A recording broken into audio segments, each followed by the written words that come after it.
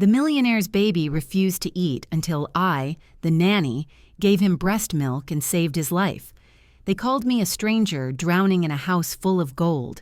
Yet when his tiny lungs struggled for breath, I was the only one who could breathe life back into him. Maybe you're taking care of children whose parents never notice your efforts, or cleaning up while the house is quiet. Tell me, where are you watching from, and what time is it there? I promise, today's story will touch your heart. My name is Margaret, and I'm 63 years old. For 40 years, I've been a nanny in New York City, watching other people's babies take their first steps while my own daughter grew up hundreds of miles away.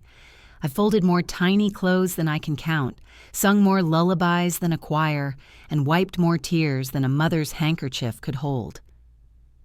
But this one broke me apart and put me back together in ways I never expected. It was a February morning when I first walked up the marble steps of the Ashford Mansion on the Upper East Side.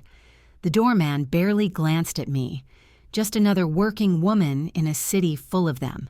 But inside those walls, surrounded by crystal chandeliers worth more than my yearly salary, I was about to discover what it truly means to save a life. The smell of expensive perfume mixed with baby powder hit me as soon as Mrs. Victoria Ashford opened the door. She was younger than me by 20 years, dressed in a silk blouse that probably cost more than my rent. Her eyes swept over my worn cardigan and sensible shoes with the kind of look that said I was already being measured and found wanting. "You must be Margaret," she said, not extending her hand. "I hope you understand. We have very high standards in this household." I nodded, clutching my small suitcase. Inside was everything I'd accumulated over decades of caring for other people's children. A faded photo of my own daughter, Sarah, who I lost when she was just 22, some worn children's books, and the breast pump I'd kept all these years, a reminder of the milk that had dried up long before my maternal instincts ever did. Thomas Ashford III was nowhere to be seen that first day. I learned later he was closing a multi-million-dollar cryptocurrency deal downtown, his fortune built on investments in Bitcoin and tech stocks that I couldn't even pronounce. His wealth was the kind that made headlines, billions wrapped in real estate, dividends flowing like water, assets scattered across 3 continents.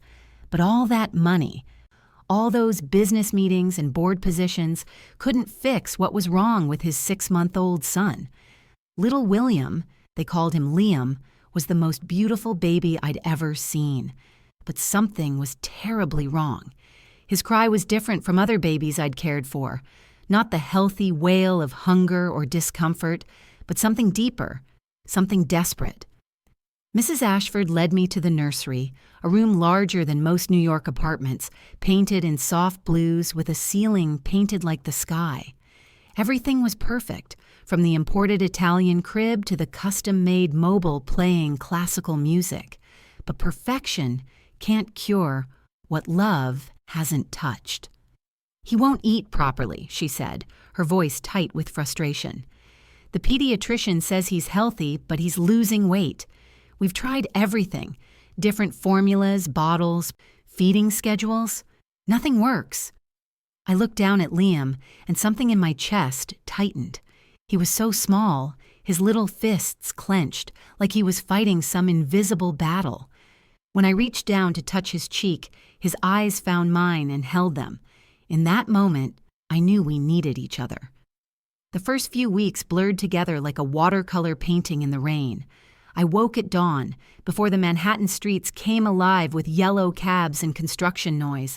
By the time the sun touched the windows of the penthouse, I'd already prepared Liam's first bottle, warmed it to exactly the right temperature, and waited by his crib for those first morning sounds. But feeding time was always a struggle. Liam would take a few sips, then push the bottle away with tiny hands that seemed to be searching for something else. Something I understood but couldn't say out loud. Mrs. Ashford grew more irritated with each passing day.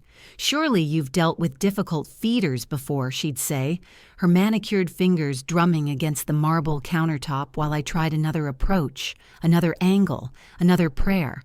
I had dealt with difficult feeders, but I'd also dealt with something else. a mother's instinct that money couldn't buy and medical degrees couldn't teach.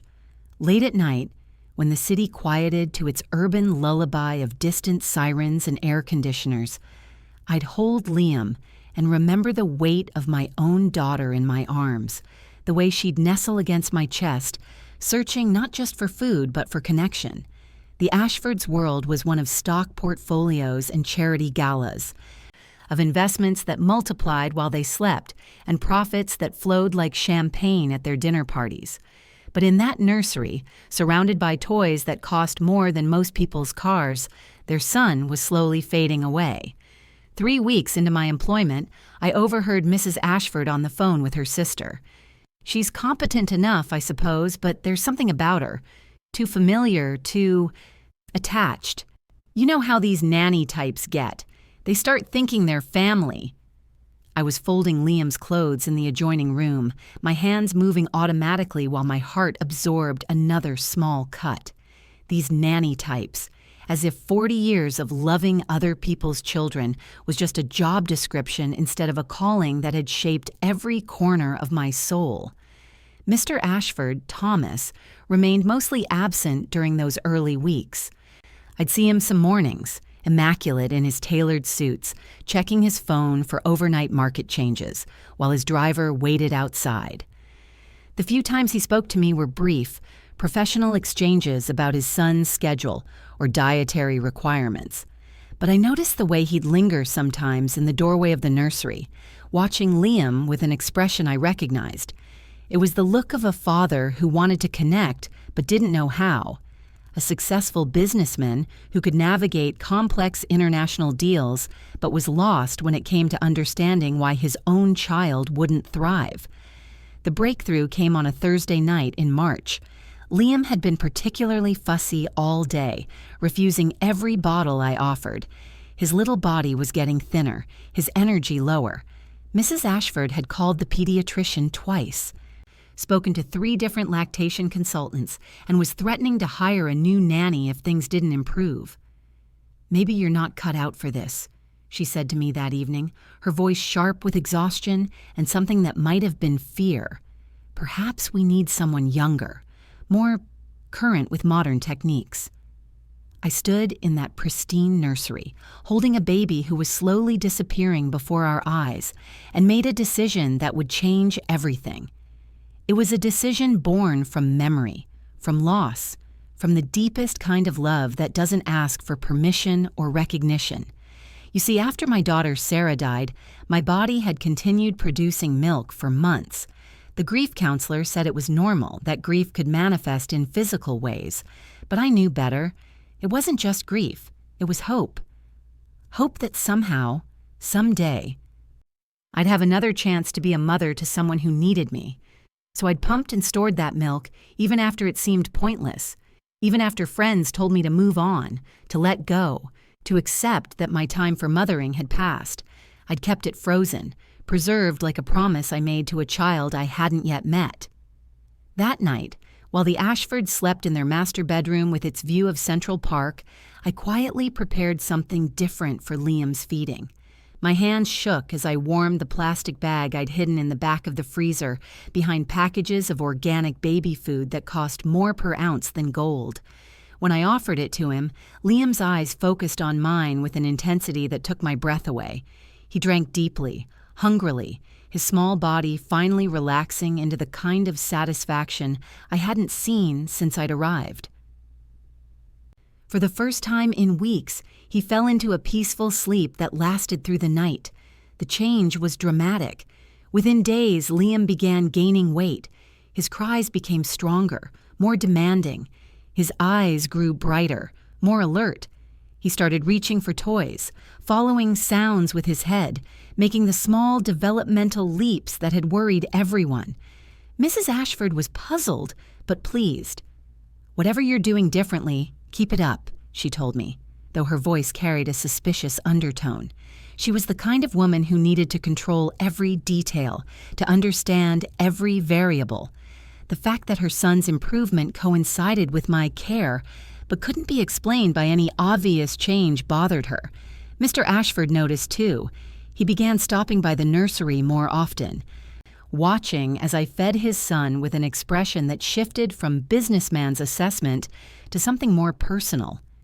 "He seems happier," he said one morning, his voice carrying genuine amazement, "more content than I've ever seen him." I nodded, not trusting myself to speak. How could I explain that contentment comes from being truly seen, truly nourished, truly loved, not just provided for? How could I tell this man, whose net worth was measured in hundreds of millions, that what his son had been missing couldn't be bought with all his cryptocurrency profits and real estate holdings? The secret lived inside me like a small flame. Every feeding became an act of rebellion, of love, of quiet defiance against a system that valued me for my labor but ignored my heart. I was giving this child something precious, not just nutrition, but a connection to the mother he'd never known he needed. But secrets, especially ones born from love, have a way of demanding recognition. It was Mrs. Ashford's younger sister, Carolyn, who first noticed something different during a weekend visit. She was a child psychologist, trained to observe behaviors and patterns that others might miss. I was feeding Liam in the living room, surrounded by the afternoon sunlight filtering through windows that probably cost more than my car. "There's something so natural about the way he responds to you," Caroline said, settling onto the designer sofa with her expensive purse. "It's almost like, well, like you're his biological mother." The bottle almost slipped from my hands. Mrs. Ashford looked up from her tablet, where she'd been reviewing the family's investment portfolio, and fixed me with a stare that could have frozen the Hudson River. "What do you mean?" she asked her sister, but her eyes never left my face. Caroline smiled, oblivious to the tension suddenly filling the room. "Oh, you know how some babies just naturally bond with certain caregivers. But this is different. Look at how he's gazing at her, how relaxed his whole body is. It reminds me of the mother-infant bonding I study in my research."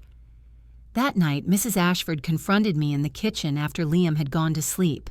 The marble countertops gleamed under the expensive pendant lights, and her reflection seemed to multiply in all the polished surfaces, making me feel surrounded. "I want to know exactly what you're feeding my son," she said, her voice carrying the authority of someone used to getting answers. "Something has changed, and I need to understand what." I looked at this woman who had everything money could buy but couldn't give her own child what he needed most. In that moment, I made another decision that would ripple through all our lives. "I've been giving him breast milk," I said simply. The silence that followed was deafening.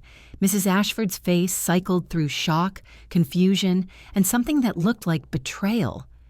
"Whose breast milk?" she whispered. "Mine." The word hung in the air between us like a confession, like an accusation, like a revelation. Mrs. Ashford's carefully controlled expression cracked, revealing something raw and wounded underneath. That's impossible," she stammered. You don't have a baby. You can't be producing." I sat down at the kitchen table, suddenly feeling every one of my 63 years.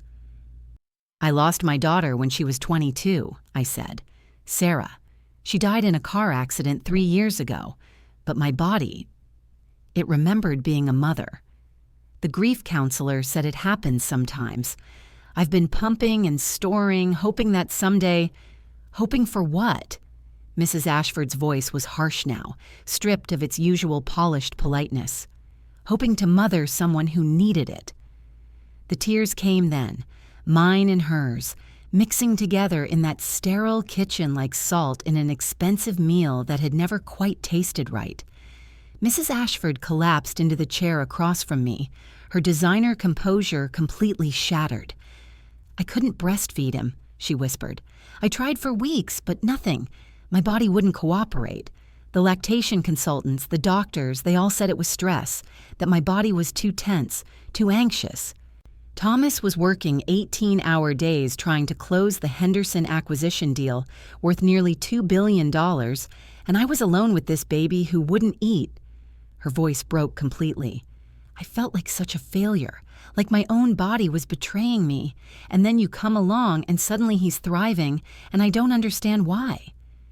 I reached across the table and took her manicured hand in my work-worn one. Because I've been where you are, I said gently. I know what it feels like to have your heart walking around outside your body in the form of a child. I know what it means to love someone so much that you'd give anything, do anything, to see them healthy and happy. We sat there in that expensive kitchen, two women from entirely different worlds, connected by the complex love we both felt for the same small boy sleeping upstairs. But understanding doesn't always lead to acceptance, and love doesn't always conquer fear. The next morning, Mrs. Ashford's demeanor had hardened back into its usual controlled politeness. She'd made her decision during the night, and I could see it in the way she avoided my eyes, the way she spoke to me in clipped, professional tones.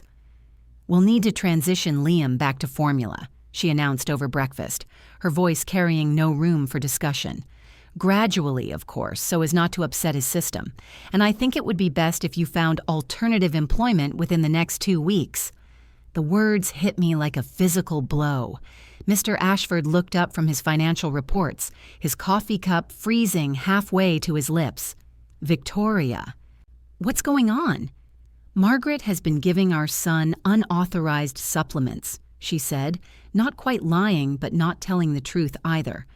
"I can't have someone in our home who makes decisions about our child's care without consulting us first." I wanted to defend myself, to explain that those unauthorized supplements had saved their son's life. But I also understood Mrs. Ashford's position. She was a mother protecting her territory, a woman whose confidence had been shaken by her own perceived failures. My success with Liam had highlighted her struggles, and that was a wound too deep for gratitude to heal. Mr. Ashford set down his cup, his businessman's instinct sensing something important was being left unsaid. What kind of supplements? The silence stretched between us like a bridge neither woman wanted to cross. Finally, Mrs. Ashford spoke, her voice barely above a whisper. "She's been nursing him. She's been breastfeeding our son." The financial newspaper crumpled in Mr. Ashford's hands. His face went through the same cycle of emotions I'd seen in his wife's. Shock, confusion, something that might have been anger, followed by something else entirely. "You've been..." "How is that even possible?" I explained again about Sarah, about the grief, about my body's persistent hope. But this time, I also explained about Liam's weight loss, his failure to thrive, the pediatrician's concerns that Mrs. Ashford had downplayed. "He was slowly starving," I said quietly. "Not from lack of food, but from lack of the specific nutrients and antibodies that only breast milk provides. Some babies need that connection, that perfect nutrition, to survive and grow. Your son was one of them."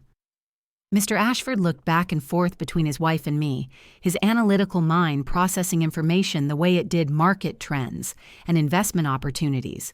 But this wasn't about profit margins or dividend yields. This was about his child's life. "How much weight had he lost?" he asked his wife. Mrs. Ashford's silence was answer enough. "How much, Victoria?" 2 pounds, she whispered, "in 6 weeks. For a 6-month-old baby, 2 pounds might as well have been 20. Mr. Ashford's face went pale as he realized how close they'd come to losing their son, and how the woman they were about to fire had quite literally saved his life. But fear makes people do irrational things, and Mrs. Ashford's fear of being replaced, of being seen as inadequate, was stronger than her gratitude. The firing stood. My last 2 weeks in that house were the longest of my life. I had to watch Liam slowly adjust back to formula feeding while knowing I could ease his discomfort, but wasn't allowed to. Mrs. Ashford hovered constantly, afraid to let me be alone with him, afraid of what else I might do without permission. The transition wasn't smooth. Liam cried more, slept less, seemed to be searching for something he couldn't name. His weight gain slowed, and the bright alertness I'd nurtured dimmed slightly. It broke my heart to watch, but I understood the rules now. I was the help, not family. My love was unwelcome when it came too close to replacing what should have been theirs. Mr. Ashford spoke to me only once during those final days. He found me in the nursery late one evening, rocking Liam through another difficult feeding session. "I want you to know," he said quietly, "that I understand what you did for him, for us." I nodded, not trusting my voice. "Victoria's scared," he continued. "She's been struggling with postpartum depression, though she won't admit it. The business has been consuming everything. We just closed a deal that will generate millions in assets over the next 5 years. But I've been absent when my family needed me most. She feels like she's failing at the one thing that should come naturally." "She's not failing," I said softly. "She loves him. That's not failure." "But you saved him?" The words hung in the air between us. Yes, I had saved him, but saving someone doesn't give you the right to claim them, and love doesn't always earn you a place at the table. On my last day, I packed my small suitcase with the same items I'd brought: the photo of Sarah, the children's books, and the breast pump that had served its final purpose. Mrs. Ashford had arranged for my replacement to start the following Monday, a younger woman with impressive credentials and no emotional baggage. Liam seemed to sense something was different. He was fussier than usual, his eyes following me around the nursery with an awareness that seemed too mature for his 8 months. When I held him for the last time, he gripped my finger with the kind of determination that said he knew I was leaving. "I love you, little one," I whispered into his soft hair that smelled like baby shampoo and innocence. "Even if I can't be here to show you every day, I will always love you." Mrs. Ashford watched from the doorway, her face a mask of conflicting emotions. I think she wanted to say something. Maybe thank you, maybe goodbye, maybe something about how difficult this was for everyone. But sometimes the words that matter most are the ones that never get spoken. The taxi ride back to my small apartment in Queens felt like traveling between different planets. From the marble and crystal world of the Upper East Side to my narrow street lined with row houses and small shops where groceries cost what the Ashfords spent on a single bottle of wine. My apartment felt impossibly quiet after months of baby sounds and household activity. The silence seemed to echo off the walls, reminding me of all the ways my life had contracted back to its original size. No more early morning feedings, no more lullabies, no more tiny hands reaching for my face with absolute trust. I thought that was the end of the story. I thought I'd return to my previous existence of occasional babysitting jobs and long, empty days filled with memories of children who'd moved on to lives that no longer included me. But life has a way of writing plot twists when you least expect them. 3 weeks after I left, my phone rang at 11 o'clock at night. Mr. Ashford's voice was strained, desperate in a way I'd never heard from him. "Margaret, I'm sorry to call so late, but Liam, he's in the hospital. He stopped eating again, completely this time. The doctors say he's dehydrated, malnourished. They're talking about feeding tubes and—" His voice broke. "Victoria is beside herself. She keeps saying it's all her fault, that she drove away the one person who could help him."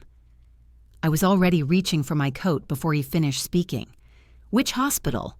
"Mount Sinai. But Margaret, I need you to know, Victoria didn't want me to call you. She's ashamed, terrified that admitting we need you means she's admitting she can't mother her own child. I'll be there in an hour." The taxi ride through Manhattan's late-night streets gave me time to think, to prepare myself for what I might find. Hospitals have their own smell, their own sounds, their own way of stripping away everything except what matters most. In that sterile environment, titles and bank accounts and designer clothes become irrelevant. All that matters is love, and who's willing to fight for a life that hangs in the balance. I found them in the pediatric wing, huddled together in a waiting room chair that probably cost less than Mrs. Ashford's handbag. She looked smaller somehow, diminished by fear and guilt and the kind of exhaustion that comes from watching your child suffer. When she saw me, her carefully maintained composure crumbled completely. "I'm sorry," she sobbed. "I'm so sorry. I was jealous and scared, and I put my pride before my son's health. The new nanny, she's very qualified, but Liam won't eat for her either. He won't eat for anyone. He's been crying for 3 days straight, and they say if we can't get him to take nutrients soon—" She didn't finish the sentence. She didn't need to. Mr. Ashford stood up, his expensive suit wrinkled from hours in hospital chairs. "Will you try?" he asked simply. "Will you try to feed him?" The ethical questions, the legal implications, the professional boundaries, all of that could be sorted out later. Right now, there was a sick child who needed help, and I was perhaps the only person who could provide it. The pediatric nurse led me to Liam's room, where he lay in a crib that looked like a cage compared to his nursery at home. He'd lost weight again, his little face drawn and pale, but when he saw me, his eyes widened with recognition and something that looked like relief. "Hey, sweetheart," I whispered, reaching through the crib bars to touch his cheek. "I'm here." I'd brought what I hoped I'd never need to use, the emergency supply I'd kept frozen just in case. The nurse, bless her practical soul, asked no questions that weren't medical. She helped me warm it to the right temperature and left us alone in the dimly lit room. Liam latched on immediately, his little body relaxing for the first time in days. He drank with the desperate hunger of someone who'd been searching for exactly this comfort, exactly this connection. Within minutes, his breathing became easier, his color improved, his grip on my finger grew stronger. I stayed with him through the night, feeding him every few hours and watching his body respond to the nourishment it had been craving. By morning, the improvement was dramatic enough that the doctors began discussing discharge rather than feeding tubes. Mrs. Ashford appeared in the doorway as I was giving him his dawn feeding, her face puffy from crying, but hopeful for the first time in weeks. She watched for several minutes before speaking. "I need to ask you something," she said quietly, "and I need you to be completely honest with me." I nodded, not breaking the rhythm of Liam's feeding. "Do you think he bonds with you because of the breast milk? Or do you think the breast milk works because he's already bonded with you?" It was the most perceptive question anyone had asked me in months. "I think," I said carefully, "that babies need both nutrition and connection to thrive. The breast milk provides antibodies and nutrients his body craves, but the emotional bond provides security and comfort his spirit needs. He can't separate one from the other because, to him, they're the same thing." She nodded slowly, processing this information the way her husband analyzed market data. "And you think I can't provide either one?" "I think you can provide the connection," I said gently. "You already do in ways you don't even realize. The milk, well, that's more complicated." What happened next surprised everyone, including the hospital staff who'd been treating Liam. Mrs. Ashford made a decision that went against every instinct about wealth and control and keeping up appearances. She hired me back, not as a traditional nanny, but as what she called a feeding specialist and childcare consultant. My official duties were to help Liam transition to solid foods and to train Mrs. Ashford in advanced infant care techniques. My unofficial duties were to continue providing the breast milk he needed while teaching his mother how to be the primary source of emotional nourishment. It wasn't easy. Mrs. Ashford's pride had to bend in ways that clearly caused her pain. Having to acknowledge that someone else could better provide for her child challenged everything she'd believed about motherhood and success. But her love for Liam was stronger than her ego, and that love made room for whatever he needed, even if it came from someone else's body. The arrangement also challenged me in unexpected ways. I had to learn to love without possessing, to nurture without claiming ownership, to be essential without being irreplaceable. Some days, watching Mrs. Ashford's confidence grow as Liam responded to her care, I felt a maternal pride that had nothing to do with biology and everything to do with having helped create the conditions for their bond to flourish. Mr. Ashford became a different father during this time. The near loss of his son had shaken him out of his business-focused tunnel vision, reminding him that all his cryptocurrency investments and real estate holdings meant nothing if he couldn't protect the people he loved most. He started coming home earlier, spending time in the nursery, learning to read his son's cues and respond to his needs. The family's wealth, which had once seemed like a barrier between us, became a tool for Liam's benefit. They installed a state-of-the-art pumping station in a private room, brought in consultants to optimize nutrition and feeding schedules, and created a support system that ensured Liam would never again go without what he needed. But perhaps the most important change was in how we all understood our roles. Mrs. Ashford stopped seeing me as a threat to her maternal authority and started seeing me as a partner in nurturing her son. Mr.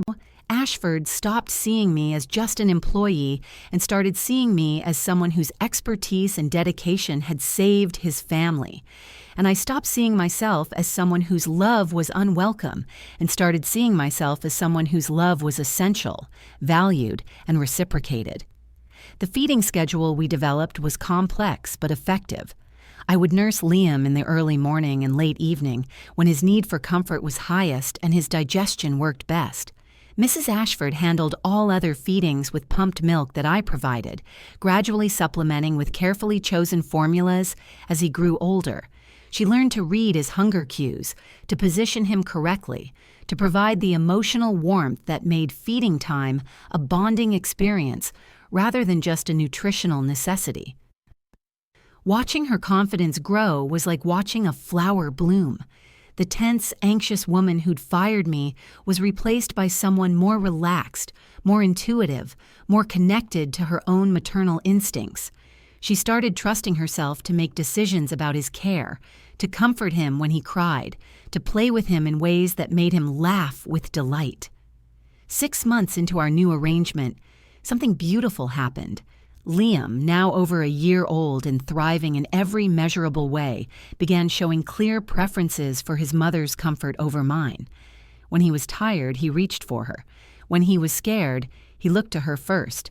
When he needed soothing, her voice was often more effective than mine. Instead of feeling rejected, I felt triumphant. We'd succeeded in creating what he needed most, a secure attachment to his biological mother. Supported by the additional nourishment and care I could provide, he was bonded to both of us but rooted in her love, which was exactly how it should be. Mrs. Ashford noticed too. "He's choosing me," she said one afternoon, wonder in her voice as Liam crawled directly to her when he skinned his knee. "He's actually choosing me over you."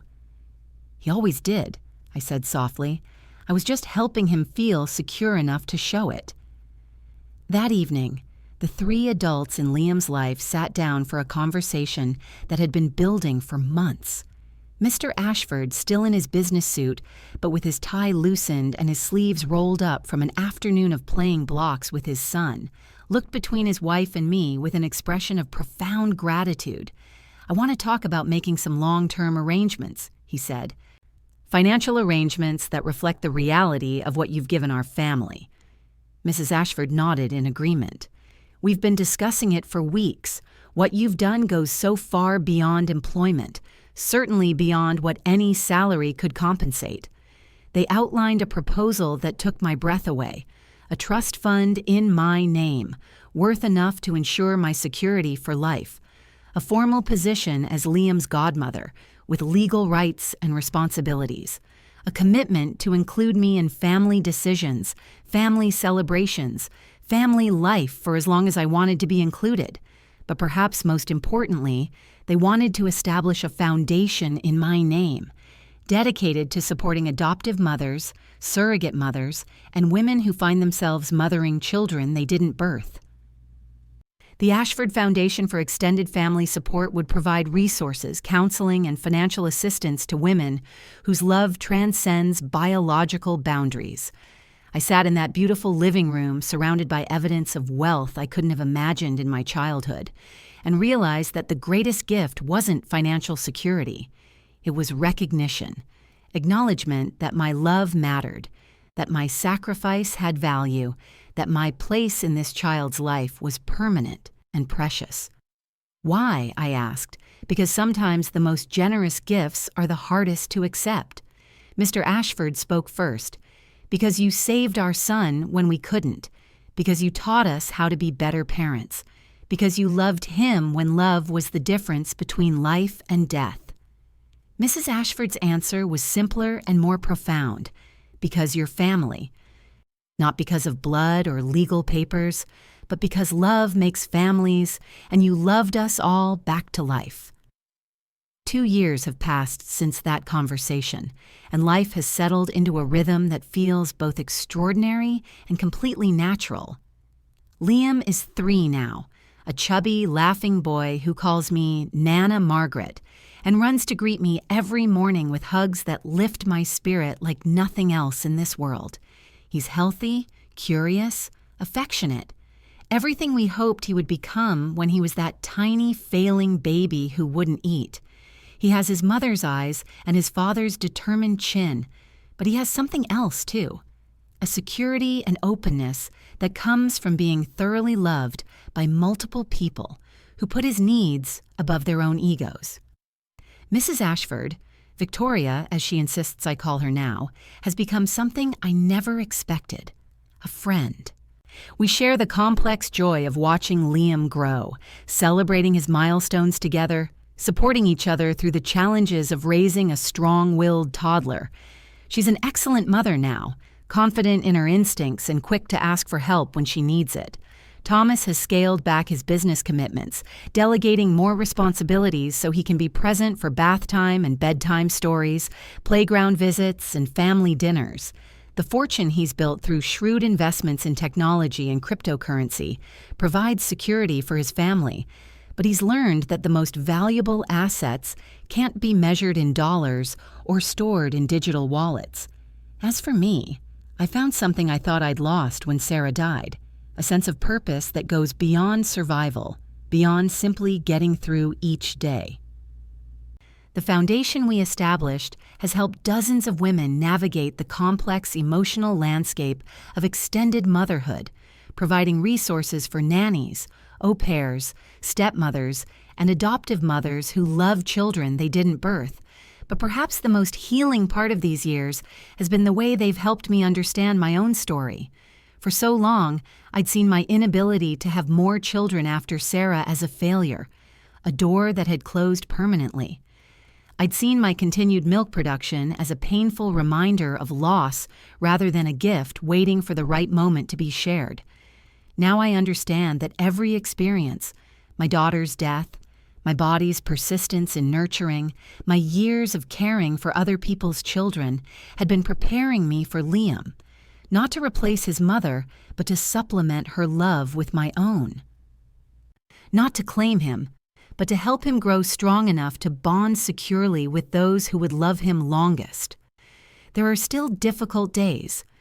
Sometimes I catch myself looking at Liam and thinking of Sarah, wondering what kind of aunt she might have been to this boy who feels like my grandson. Sometimes Victoria struggles with moments of jealousy when Liam comes to me for comfort, though she's learned to see these moments as evidence of how much love he has in his life, rather than evidence of her own inadequacy. Thomas still works too much sometimes, gets distracted by market fluctuations and investment opportunities. But now, he also knows the sound of his son's laughter, the feeling of small arms around his neck, the peace that comes from reading bedtime stories in a dimly lit room while the city sparkles beyond the windows. We've all been changed by this experience in ways that go deeper than job descriptions or traditional family roles. We've learned that love multiplies rather than divides, that families can be built through choice as well as genetics, and that sometimes the most important relationships are the ones that don't fit conventional categories. People sometimes ask me if I regret those months of uncertainty, the pain of being fired, the hospital crisis that brought us back together. The answer is always no.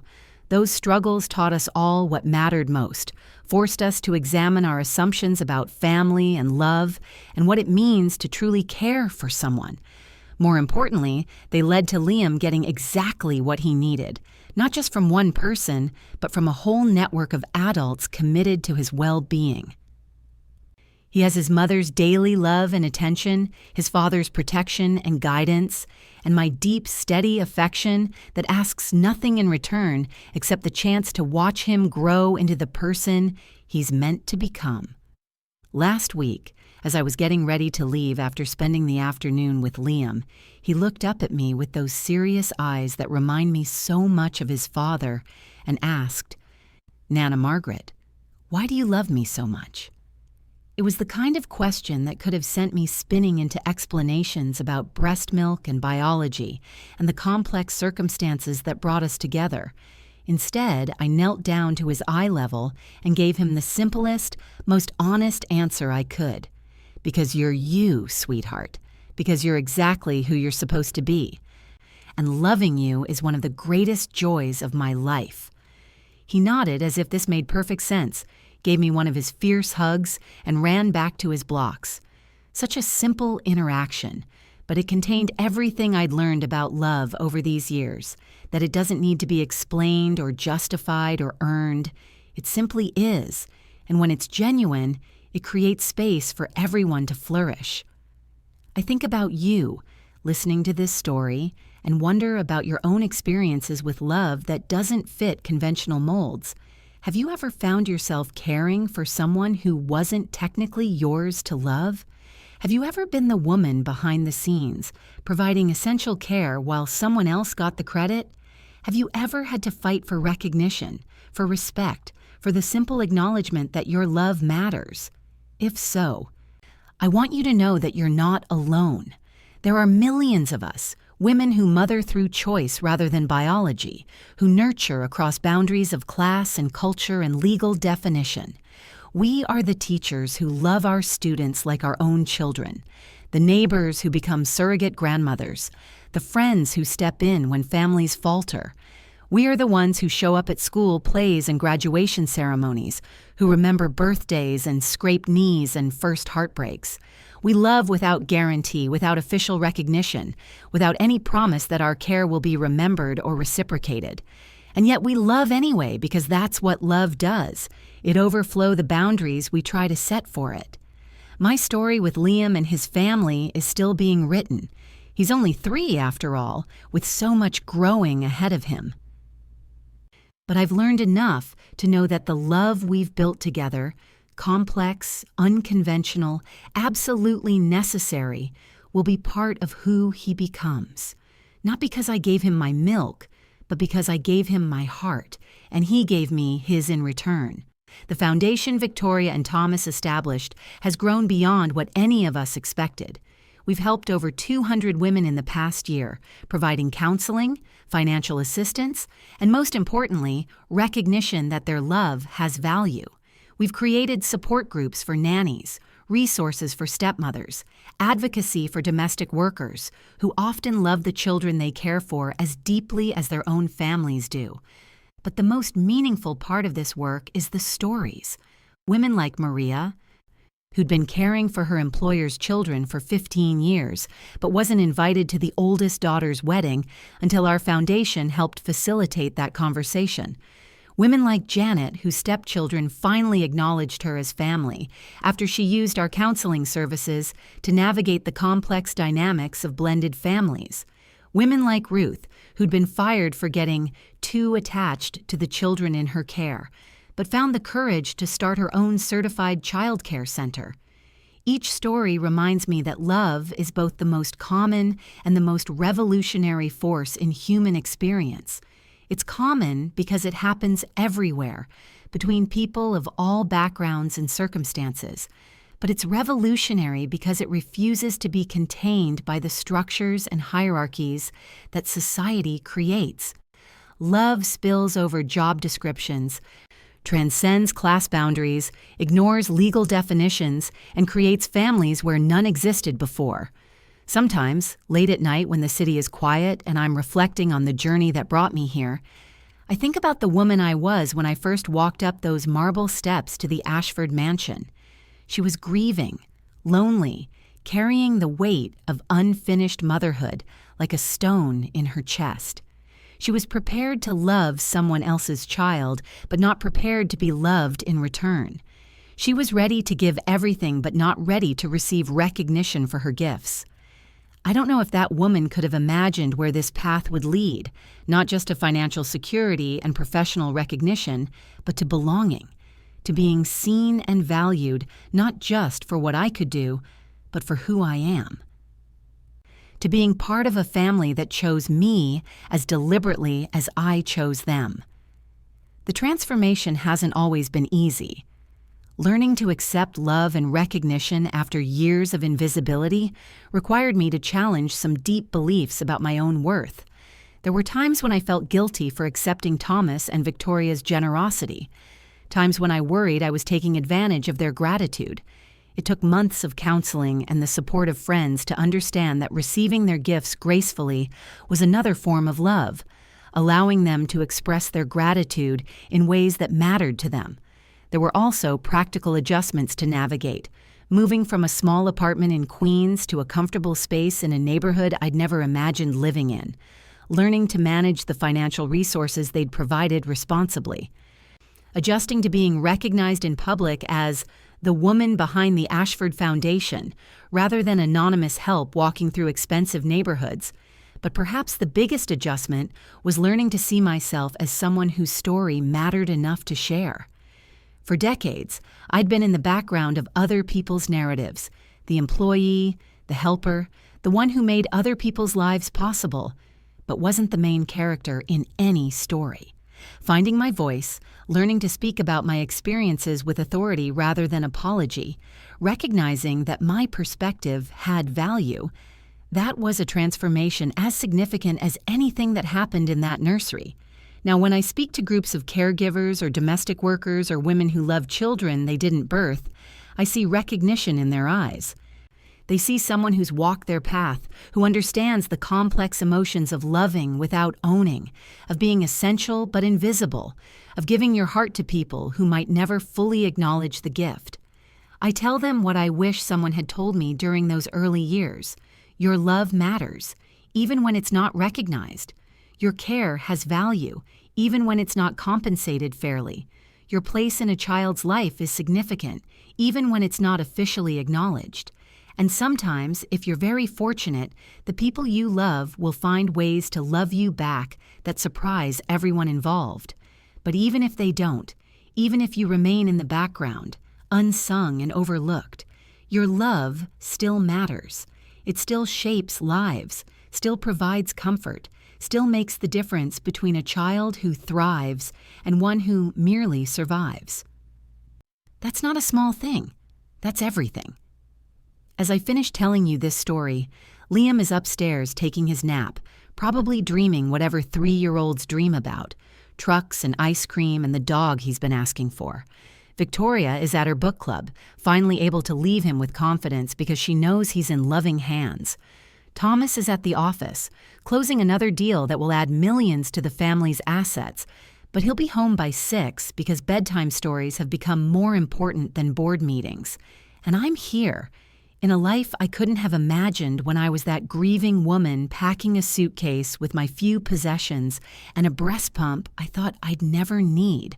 I'm part of a family that was built not through biology or law, but through need and love, and the willingness of all involved to expand their definition of who belongs. It's not a perfect family. Thomas still sometimes prioritizes work over presence. Victoria occasionally struggles with anxiety about her parenting. I worry about staying healthy enough to be part of Liam's life as he grows up. We all have moments of frustration, miscommunication, conflicting priorities, but it's a real family, built on a foundation of mutual respect and shared commitment to one small boy's well-being. And in a world where families come in countless configurations, where love takes many forms, where the people who raise us aren't always the ones who created us, that feels exactly right. So I ask you now, as my story draws to a close, Have you ever been the invisible woman whose love made someone else's life possible? Have you ever given your heart to a child who needed it, regardless of whether society recognized your right to do so? Have you ever found yourself part of a family that didn't look like the traditional model but felt exactly like home? Your story matters. Your love counts. Your presence in someone's life, whether acknowledged or not, makes a difference that ripples far beyond what you can see. If this story touched your heart, please share it. Like this video so it reaches other women who understand the complex beauty of loving beyond boundaries. Subscribe to hear more stories about the invisible women whose love holds the world together. And in the comments below, tell me about your own experience with unconventional love, with families built through choice, with the quiet heroism of women who mother the world one child at a time. We've created a special podcast filled with stories just like this one. Stories about love that transcends traditional definitions and women who change lives through sheer force of caring. You can find it by clicking the link on the left. Thank you for joining me on this journey of the heart. I'll see you in the next story, where we'll explore another chapter in the endless book of human love and resilience. Until then, remember, your love matters. Your presence is a gift. And somewhere in the world, there's someone whose life is better because you cared enough to show up. That's not just a job description. That's a calling. That's a legacy. That's love in its purest, most powerful form. The years have continued to unfold like pages in a book I never expected to write. Liam is now 5. Starting kindergarten with the confidence that comes from being deeply loved by multiple people who celebrate his every achievement and comfort, every disappointment. He's learned to read basic words, can count to 100, and has developed an obsession with dinosaurs that leads to wonderfully animated conversations about pterodactyls and triceratops. But more importantly, he's learned something about love that many children never understand, that it comes in many forms, from many sources, and that having multiple people who care for you doesn't diminish anyone's importance. He understands, in his child's way, that families can be created through choice and commitment just as much as through birth. The foundation has evolved, too, becoming something larger and more impactful than any of us originally envisioned. We now operate in 12 cities across the country, providing support to over 1,000 women each year.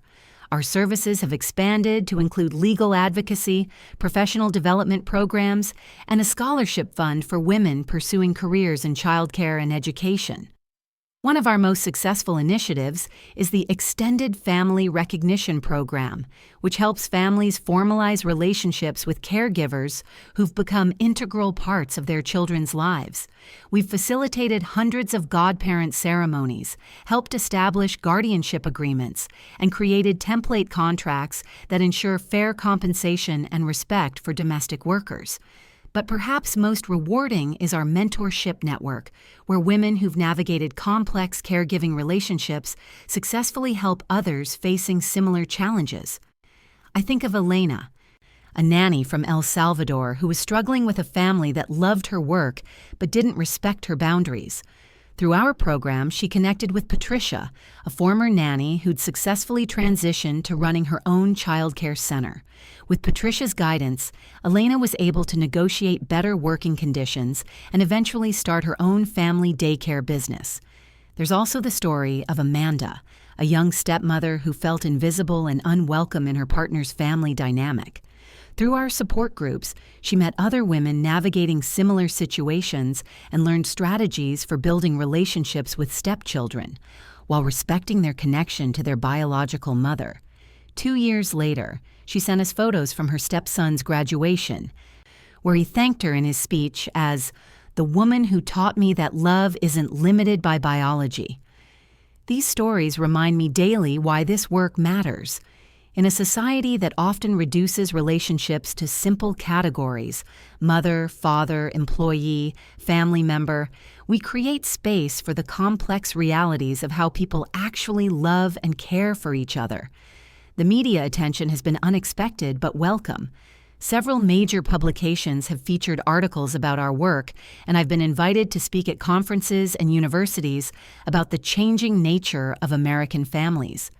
These platforms allow me to share not just my story with Liam, but the stories of hundreds of women whose love transcends traditional boundaries. One speaking engagement particularly moved me, a conference for pediatric nurses, where I talked about the importance of recognizing all the adults who contribute to a child's well-being. After my presentation, a young nurse approached me with tears in her eyes. "I've been working in the NICU for 3 years," she said, "and I see it all the time. Babies who respond differently to certain caregivers, grandmothers who move across the country to help with feeding problems, nannies who become so attached to their charges that they grieve when assignments end. But we're taught to maintain professional boundaries, to not get too involved.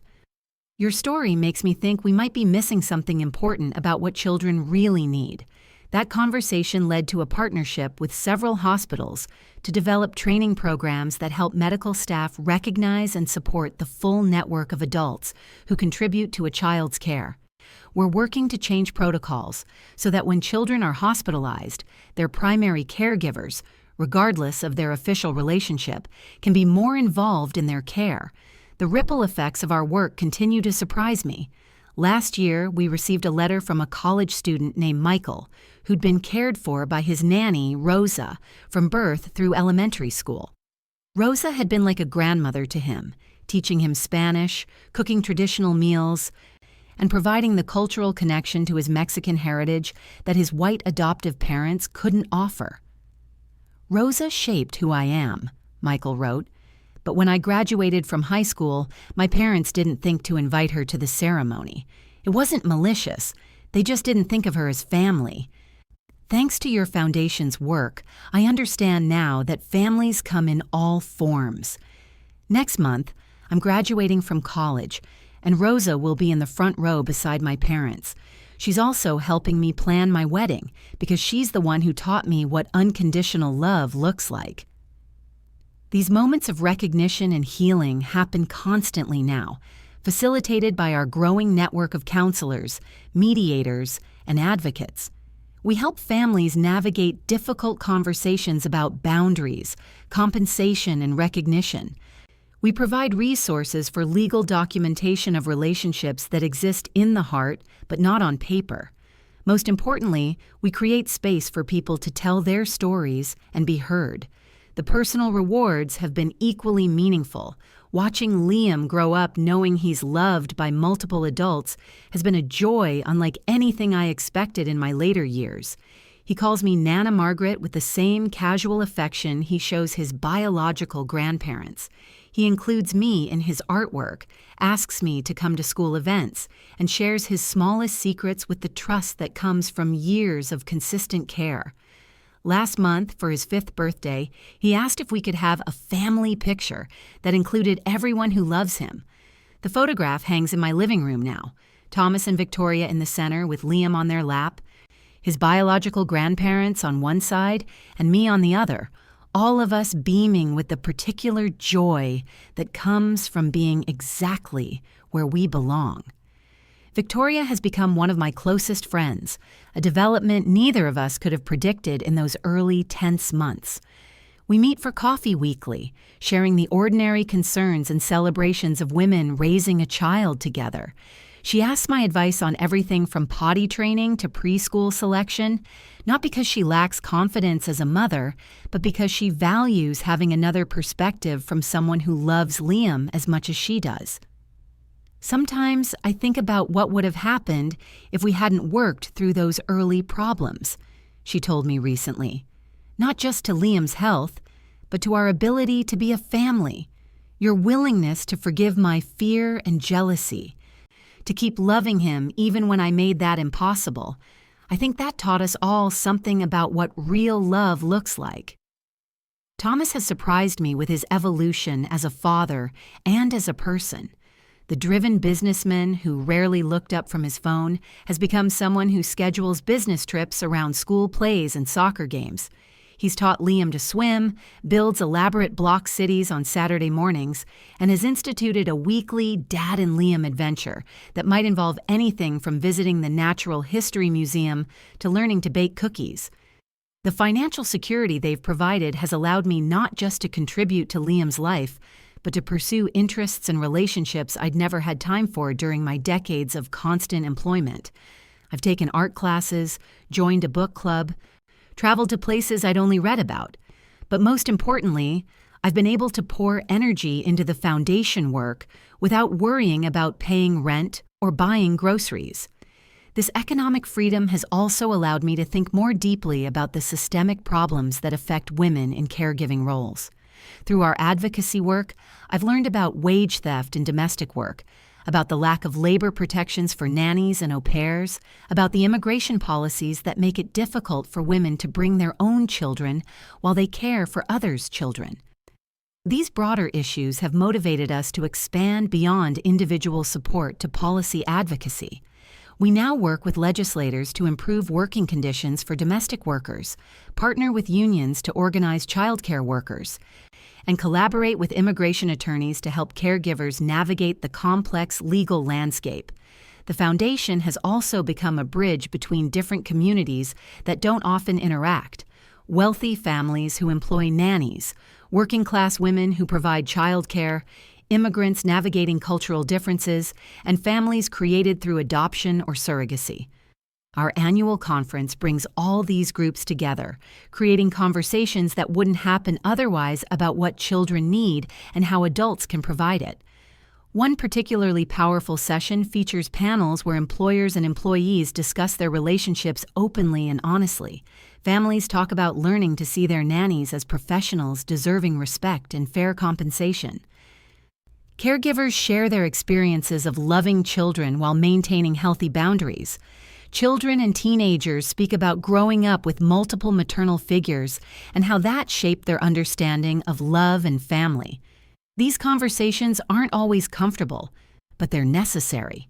They challenge assumptions about class, race, and who gets to be considered family.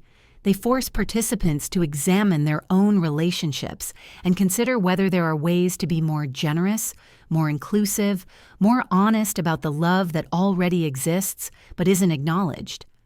The personal stories that emerge from these gatherings often become the most powerful advocacy tools. When a senator hears about Maria, who worked for the same family for 20 years but had no health insurance when she was diagnosed with diabetes, policy becomes personal.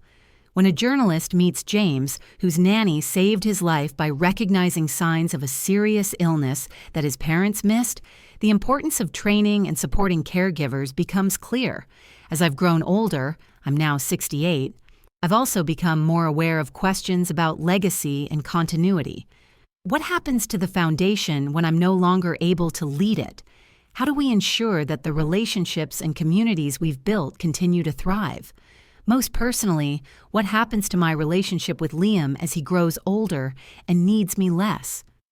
These questions don't keep me awake at night, but they do motivate me to be intentional about succession planning and relationship building. We've developed a strong board of directors that includes women from diverse backgrounds who share our mission. Victoria and Thomas have taken increasingly active roles in the Foundation's governance, understanding that this work is part of Liam's inheritance too, a legacy of caring that extends far beyond their family. We've also begun documenting our work more systematically, creating resources that other communities can adapt and implement. Our website includes toolkits for starting support groups, template contracts for employment agreements, and guides for facilitating difficult family conversations. The goal is to make this work reproducible and sustainable, not dependent on any one person's charisma or story. As for Liam, he's beginning to understand that our relationship is somewhat unusual, though it's still completely normal to him. Last week, he asked me why his friend Jake doesn't have a Nana Margaret, which led to a sweet conversation about how families come in different shapes and sizes. He's beginning to grasp that some children have step-parents, some live with grandparents, some are adopted, and some, like him, have extra adults who love them for reasons that are complicated but wonderful. This awareness has made him more empathetic and inclusive than many children his age. He naturally makes room for the full complexity of other people's family situations, never assuming that there's only one right way for people to love each other. This emotional intelligence, I believe, will serve him well throughout his life, in relationships, in parenting, in whatever career he chooses. The other day, as I was helping him with a puzzle, he looked up at me with that direct gaze children have and asked, "Nana Margaret, will you still love me when I'm grown up like Daddy?" The question caught me off guard with its simple profundity. "Of course, sweetheart," I said. "Love doesn't stop when people grow up. It just changes shape." "Like water?" he asked, having recently learned about states of matter in kindergarten. "Exactly like water," I agreed. "Sometimes it's steam, sometimes it's ice, sometimes it's the ocean, but it's always still water." He nodded seriously and returned to his puzzle, apparently satisfied with this explanation. But the metaphor stuck with me. Love as water, essential for life, taking whatever shape its container requires, always flowing toward what needs nourishing. That conversation has made me think about how my love for the children I've cared for over the decades has indeed taken many forms. With some, like Liam, it became a deep, lasting relationship that resembles family. With others, it was intense but temporary, providing crucial care during specific periods of their lives. With still others, it was background support, steady, reliable, but not requiring ongoing connection once they outgrew the need. All of these forms have value. All of these relationships mattered, even when they ended, even when they weren't acknowledged, even when nobody else understood their significance. The love existed, it made a difference, and it became part of who those children grew up to be. This reflection has helped me approach the question of aging and changing relationships with more peace. I don't need to be central to Liam's life forever to have played a crucial role in his development. I don't need ongoing recognition to know that my love mattered during the period when he needed it most, but I also don't need to minimize the ongoing joy I take in our relationship or assume it will naturally fade as he grows older. Some chosen family relationships do last lifetimes, becoming as foundational as any biological connection. The key is being open to whatever form our love takes while not being attached to it, staying exactly the same. These philosophical reflections feel increasingly important as I age and think about the women who will come after me in this work. What wisdom can I pass on about loving across boundaries? What have I learned about navigating the complex emotions of caring for children you didn't birth? How do you maintain hope and resilience when your love isn't always appreciated or understood? Perhaps most importantly, how do you help society evolve to better recognize and support the full spectrum of relationships that nurture children? This feels like the work that will occupy whatever years I have left, not just helping individual women and families, but contributing to cultural shifts in how we think about care, family, and love. The Foundation is now working on what we call the Care Recognition Project, a comprehensive initiative to document and celebrate the many ways people contribute to children's well-being. We're creating a digital archive of stories like mine and Liam's, showing the diversity of relationships that shape young lives. We're also developing educational curricula for schools and community organizations that help people of all ages understand the value of chosen family and extended care networks. One component of this project that particularly excites me is our partnership with children's book publishers to create stories that reflect the reality of modern families. Too many children's books still assume nuclear family structures, leaving out the many children who are raised in more complex arrangements. We're working with authors and illustrators to create books that feature nannies, au pairs, step-parents, grandparents, and other maternal figures as central, positive characters rather than background helpers. These books matter because they help children see their own family structures reflected and valued, while also helping all children understand that love comes in many forms. When a child reads a story about a boy whose nanny teaches him to cook or a girl whose stepmother helps her with science projects, it normalizes these relationships and recognizes their importance. The research component of our work has also yielded fascinating insights about attachment, development, and resilience.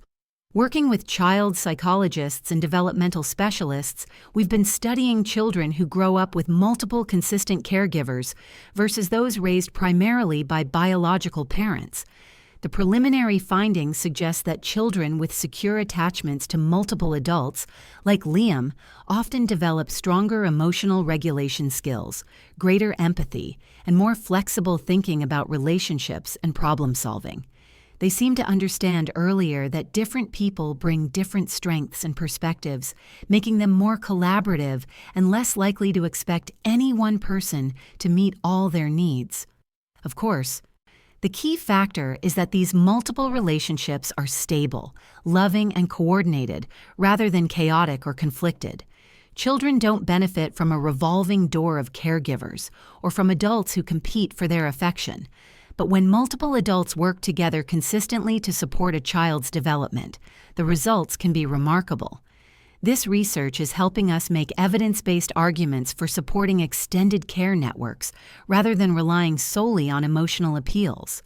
When we can show policymakers and employers concrete benefits to children's development, they're more likely to invest in programs that support caregivers and recognize their importance.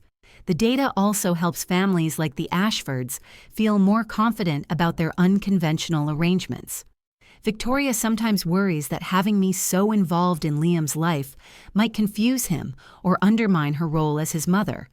But seeing research that suggests he might actually benefit from having multiple secure attachments helps her relax and embrace the complexity of their family structure. These academic partnerships have also led to speaking opportunities at universities and conferences, where I share not just my personal story, but the broader patterns we're seeing in how families are evolving. The audiences often include graduate students in social work, psychology, and education, who will go on to work with families in various capacities. I always tell these future professionals that understanding extended care networks isn't just academically interesting, it's essential for effective practice. A therapist working with a child needs to understand all the important relationships in that child's life. A teacher should know whether a nanny picks up a student every day and might have insights about the child's behavior or needs. A pediatrician might get different information from a grandmother who provides daily care than from parents who see the child primarily in the evenings and weekends. One graduate student approached me after a presentation and shared that she'd grown up with a nanny who was like a second mother to her, but she'd never received any training about how to recognize or work with these relationships professionally. "I know from personal experience how important these bonds can be," she said, "but my coursework treats them as complications rather than resources. Your research is helping me understand how to honor these relationships in my future practice." These conversations with emerging professionals give me hope for continued cultural change. As more people enter, helping professions with awareness of diverse family structures and the importance of chosen relationships, support for these arrangements will become more widespread and sophisticated.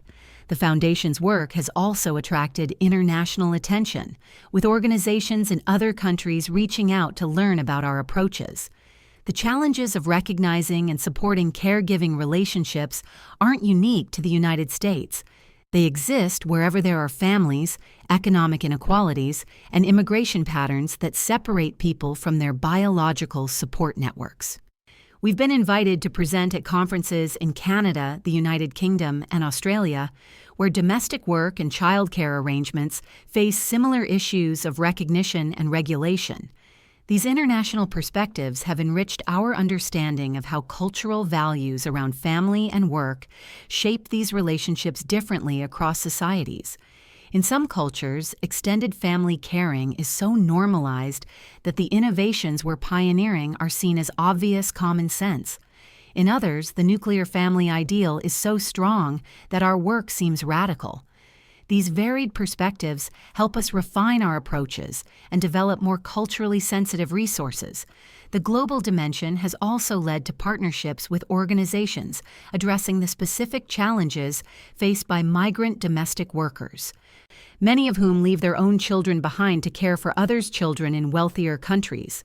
These women face unique emotional challenges, grieving their separation from their own families while forming bonds with their employers' children that require specialized support and recognition. Through these partnerships, we've developed programs that help migrant caregivers maintain connections with their own families, while also recognizing the legitimate affection they develop for the children in their daily care. We facilitate video calls between caregivers and their own children, provide counseling for the complex emotions involved in transnational mothering, and advocate for policies that make family reunification possible. These global perspectives have also influenced how I understand my own story. While my specific circumstances, a grieving older woman with expired milk finding a baby who needed exactly what she could provide, might seem unique, the broader pattern of women crossing boundaries to mother children who need them is universal and timeless. Throughout history and across cultures, women have stepped in to care for children not their own when circumstances required it. They've been wet nurses, adopted mothers, stepmothers, teachers, neighbors, and friends.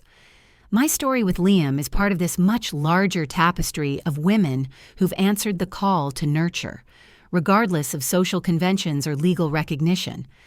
Understanding this historical context has given me a different perspective on the resistance our work sometimes encounters. The challenges we face in getting recognition for extended family relationships aren't just about individual prejudices. They represent deep cultural tensions about women's roles, economic relationships, and what constitutes legitimate family structures. Change is always difficult, especially when it challenges fundamental assumptions about how society should be organized. But the fact that these debates are happening means the ground is shifting. More people are questioning traditional boundaries, seeking more inclusive definitions of family, and recognizing the value of diverse, caring relationships. This broader perspective has also helped me think about legacy differently. My specific relationship with Liam is precious and important, but it's also part of a much larger movement toward recognizing and supporting all the ways people care for each other. Even when I'm no longer able to contribute directly to this work, the cultural shifts we've helped catalyze will continue. The young women who've participated in our programs will go on to create more inclusive, generous approaches to hiring and working with caregivers. The children who've grown up understanding that love comes in many forms will approach their own relationships with more openness and flexibility. The policies we've advocated for will outlast any individual story, creating better conditions for future generations of caregivers and families. This long-term view helps me stay motivated even when progress feels slow or when we encounter setbacks. Social change happens gradually, through countless individual decisions and small institutional shifts. Every family that chooses to include their nanny in important celebrations, every employer who provides health insurance and paid vacation to domestic workers, every child who grows up understanding that families come in many forms, all of these contribute to a more inclusive, generous society. As I write these reflections, it's been exactly 6 years since that first morning when I walked up the marble steps of the Ashford mansion. Liam is now a confident, creative, empathetic child who reads chapter books, plays soccer, and still asks for extra bedtime stories. Victoria has become a confident, intuitive mother who trusts her instincts and values collaborative parenting. Thomas has learned to balance his business success with family presence, understanding that his most important legacy isn't financial. And I've become someone I never expected to be.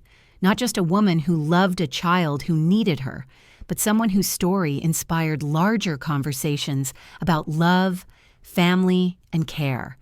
The transformation from invisible helper to recognized family member to advocate and leader still amazes me sometimes.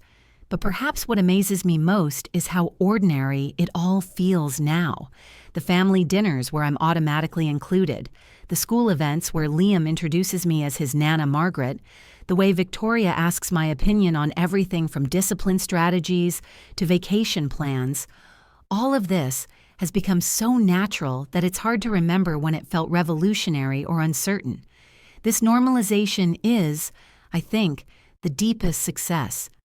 Not the media attention or the foundation's growth, but the way chosen family has become simply family, the way love across boundaries has become simply love. When relationships stop being remarkable and start being everyday, that's when real change has happened. That's the future I hope for all the women whose stories intersect with mine through the Foundation's work, that their love will be recognized, valued, and ultimately seen as completely normal, that their place in children's lives will be secure and celebrated rather than precarious and invisible, that the next generation of children will grow up assuming that multiple adults can and should be deeply invested in their well-being. The journey from that first desperate feeding in Liam's nursery to this moment of reflection and hope has taught me something profound about the nature of love and purpose. Sometimes our greatest contributions come not from following conventional paths, but from being willing to step outside boundaries when someone needs what we have to offer.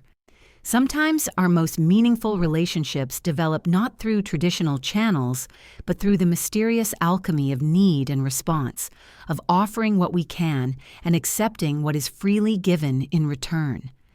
Sometimes our most important work emerges not from career planning, but from saying yes when life presents us with opportunities to make a difference.